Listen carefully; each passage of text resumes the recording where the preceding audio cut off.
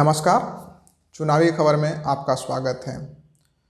चुनावी खबर एक ऐसा प्लेटफॉर्म जहां पे सिर्फ चुनाव, उससे जुड़ी हुई बातें, उससे जुड़े हुए किस्से, उससे जुड़े हुए तथ्य मैं आपके समक्ष प्रस्तुत करता हूं। भारत एक ऐसा देश है जो हमेशा चुनाव के मोड में रहता है। कभी आप देखेंगे कि स्थानीय निकाय के चुनाव हो रहे हैं, कभी विधानसभा का चुनाव हो रहा है, कभी लोकसभा का चुनाव हो रहा है, उसके बाद कभी कभी उपचुनाव होते रहते हैं, कभी राष्ट्रपति का चुनाव हो रहा है, मतलब चुनाव चलता ही रहता है। तो जो हमारा ये चैनल है चुनावी खबर, यहाँ पे आपको चुनाव से जुड़ी हुई जानकारियाँ मैं देता हूँ और देता रहूँगा।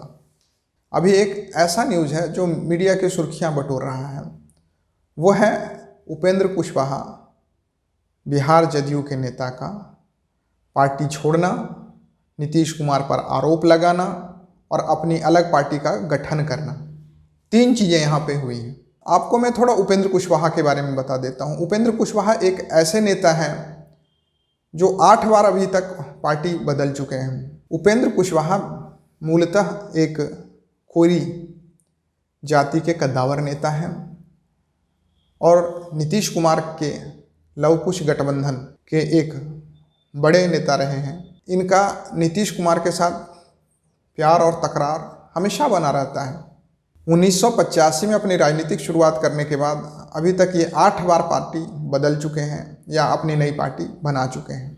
उपेंद्र कुशवाहा समता पार्टी के समय से नीतीश कुमार के साथ से जुड़े हुए हैं और 2004 में पहली बार विधानसभा का चुनाव जीतकर सदन में पहुँचे। उन्हें विधानसभा में नेता प्रतिपक्ष बनाया गया। 2005 के चुनाव में बड़ा बदलाव हुआ, पर इस बार उपेंद्र कुशवाहा चुनाव हार गए।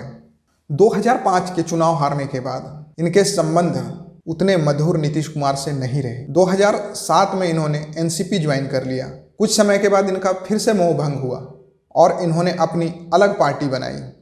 जो पार्टी इन्होंने बनाया उसका नाम था राष्ट्रीय समता पार्टी, रासपा, और जदयू के खिलाफ ही मैदान में उतर गए। अपेक्षाकृत सफलता नहीं मिलने के बाद फिर से जदयू के पाले में आ गए। 2010 में इन्हें राज्यसभा भेजा गया जदयू के टिकट पे। उपेंद्र कुशवाहा के रिश्ते फिर बिगड़ने लगे नीतीश कुमार के साथ और 2011 में इन्हें पार्टी विरोधी गतिविधियों के लिए जदयू से सस्पेंड कर दिया गया।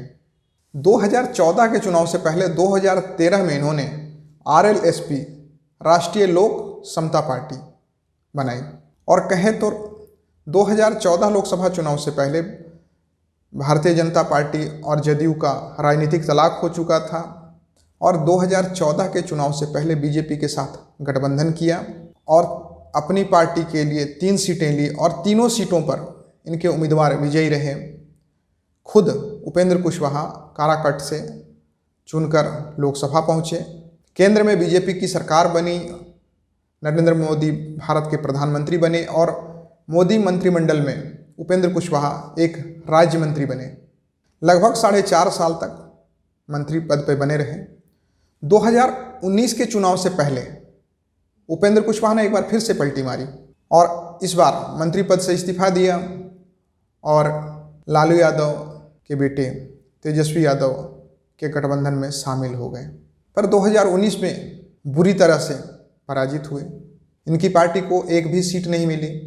2020 के विधानसभा चुनाव में जब बीजेपी और जदयू मिलकर चुनाव लड़ रहे थे तो उपेंद्र कुशवाहा ने AIMIM के साथ मिलकर, समाजवादी पार्टी के साथ मिलकर गठबंधन किया, परंतु उनके किसी भी उम्मीदवार को जीत नसीब नहीं हुई। 2021 में उपेंद्र कुशवाहा फिर से नीतीश कुमार के साथ हो लिए। उन्होंने अपनी पार्टी का विलय, RLSP का विलय जदयू में करा दिया और विधान परिषद के सदस्य बने। 2022 में नीतीश कुमार ने फिर पलटी मारी और इस बार तेजस्वी यादव के साथ मिलकर फिर सरकार बनाए। तो उपेंद्र कुशवाहा को ये उम्मीद थी कि उन्हें उप मुख्यमंत्री बनाया जाएगा, क्योंकि कोयरी कुर्मी समीकरण को साधने के लिए नीतीश कुमार खुद मुख्यमंत्री रहेंगे, कुर्मी समाज से आते हैं। कोरी समाज से उपेंद्र कुशवाहा को उप मुख्यमंत्री बनाया जाएगा, जैसे कि तेजस्वी यादव को उप मुख्यमंत्री बनाया जा रहा था, परंतु नीतीश कुमार ने साफ साफ मना कर दिया। तो जो उपेंद्र कुशवाहा का मोह था वो फिर से भंग होना चालू हो गया। उपेंद्र कुशवाहा न तो मंत्री बन पाए, न उप मुख्यमंत्री बन पाए, और सबसे बड़ी बात कि नीतीश कुमार इनसे सीधे मुंह बात भी नहीं कर रहे। नीतीश कुमार से इनकी कोई बात नहीं हो पा रही थी। ये अपने आप को यहाँ पे थोड़ा ठगा हुआ महसूस कर रहे थे। तो इन्हें लगा कि बीजेपी अब अलग पड़ चुकी है, बीजेपी को भी एक साथी की तलाश है, क्यों ना वहाँ पे वो बीजेपी के साथी बने और जैसे केंद्र में एक बार मंत्री बन चुके हैं उसी तरह से फिर से प्रयास किया जाए, क्योंकि बीजेपी भी छोटी छोटी पार्टियों को साधने की कोशिश कर रही है और बीजेपी के क्राइटेरिया में ये पूरी तरह से फिट बैठते हैं। 20 फरवरी 2022 को उपेंद्र कुशवाहा ने अपनी नई पार्टी का गठन कर लिया, जिसका नाम उन्होंने रखा राष्ट्रीय लोक जनता दल। इससे पहले उन्होंने कहा था मैं बीजेपी ज्वाइन करने से बेहतर मरना पसंद करूंगा। और नेता ही एक ऐसी प्रजाति है जो कभी भी कुछ भी बोल लेता है और उसे बुरा नहीं लगता। गलत बोले, सही बोले, अच्छा बोले, बुरा बोले, झूठ बोले, सच बोले, बाद में अगर आप उनसे प्रश्न पूछेंगे तो वो कहेंगे उस समय की परिस्थिति ऐसी थी, हमें अब ये देखना है कि ये बीजेपी के साथ गठबंधन करते हैं या नहीं। पर नई पार्टी का गठन करते समय उन्होंने प्रधानमंत्री मोदी की जिस तरह से तारीफ की है, ये कहीं न कहीं हमें इस ओर इशारा करता है कि ये भारतीय जनता पार्टी के गठबंधन में शामिल होने के लिए पूरी तरह से तत्पर हैं, तैयार हैं। आखिर ये नौबत क्यों आई कि उपेंद्र कुशवाहा पार्टी छोड़कर एक अलग पार्टी का गठन किए? उपेंद्र कुशवाहा हमेशा से एक महत्वाकांक्षी नेता रहे हैं। वो चाह रहे थे कि नीतीश कुमार कभी न कभी अपना राजनीतिक उत्तराधिकारी किसी को घोषित करेंगे तो उनका नाम भी उसमें शामिल हो सकता है, परंतु नीतीश कुमार ने लालू यादव के पुत्र तेजस्वी यादव को अपना उत्तराधिकारी घोषित कर दिया। उन्होंने कहा 2025 का चुनाव तेजस्वी यादव के लीडरशिप में लड़ा जाएगा। तो अब बात कुछ बची नहीं। नीतीश कुमार एक इतने बड़े वृक्ष बन चुके हैं बिहार की राजनीति में कि उनके नीचे दूसरा कोई भी वृक्ष नहीं पनप सकता। आप देखें, समता पार्टी का जो गठन हुआ था वो नीतीश कुमार ने अकेले नहीं किया था, जॉर्ज फर्नांडिस साहब ने मिलकर किया था और बाकी लोग थे। बाद में जॉर्ज फर्नांडिस का क्या हश्र हुआ, उनकी सुध लेने वाला भी कोई नहीं था। शरद यादव एनडीए के कन्वेनर भी रहे और जदयू के राष्ट्रीय अध्यक्ष रहे, परंतु जब नीतीश कुमार ने शरद यादव के मन माफिक ना चलते हुए उनके विरुद्ध जाकर भारतीय जनता पार्टी से फिर से गठबंधन किया तो शरद यादव का क्या हश्र हुआ। मरने से कुछ दिन पहले उन्होंने अपनी पार्टी का विलय राष्ट्रीय जनता दल में कराया। उनकी बेटी कांग्रेस की प्रत्याशी रही। आरसीपी का आप हश्र देख लें। आरसीपी पहले राष्ट्रीय अध्यक्ष बने, केंद्र में मंत्री बने, फिर दूध की मक्खी की तरह उनको निकालकर फेंक दिया गया। राजनीतिक दृष्टिकोण से अगर देखा जाए तो नीतीश कुमार किसी को भी अपना राजनीतिक उत्तराधिकारी नहीं घोषित करना चाहते हैं। हो सकता है तेजस्वी यादव में उन्हें अपना वारिस बनने की क्षमता नजर आती हो सकता है, पर एक बात तो सत्य है कि जदयू के किसी नेता को नीतीश कुमार आगे नहीं बढ़ा रहे हैं और नीतीश कुमार के बाद जदयू को आगे लेकर कौन जाएगा यह भी किसी को नहीं पता। जैसे बहन मायावती के बाद बसपा का क्या होगा किसी को नहीं पता, उसी तरह से नीतीश कुमार के बाद जदयू का क्या होगा किसी को नहीं पता। 26 जनवरी 2022 को उपेंद्र कुशवाहा ने कहा बिना हिस्सेदारी लिए हम जाएंगे नहीं, परंतु महीने भर के अंदर बिना हिस्सेदारी लिए अलग हो गए, अपनी अलग पार्टी बना लिए। इससे पता चलता है कि नीतीश कुमार की हैसियत जदयू में क्या है।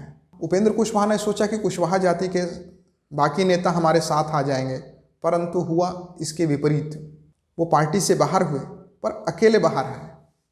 उनके साथ ना तो कोई एमएलए आया, ना कोई एमपी आया, ना कोई member of legislative council that means Vidhan Parishad का कोई सदस्य भी नहीं आया। इससे पता चलता है कि नीतीश कुमार की पार्टी पर कितनी पकड़ है। हाँ, एक बात ये भी सच है कि नीतीश कुमार का जनाधार पहले से कम होता जा रहा है, सीटें कम होती जा रही है।